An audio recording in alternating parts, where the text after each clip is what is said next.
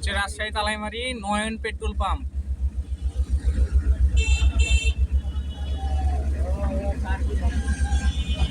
এটা হচ্ছে মোটরসাইকেলের সিরিয়াল।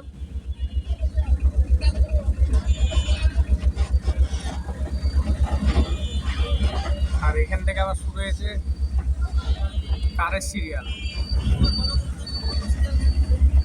কার তো ভালো একটা একটা করে তো হয়েছে, আর মোটরসাইকেল যে একসঙ্গে 10টা সিরিয়াল।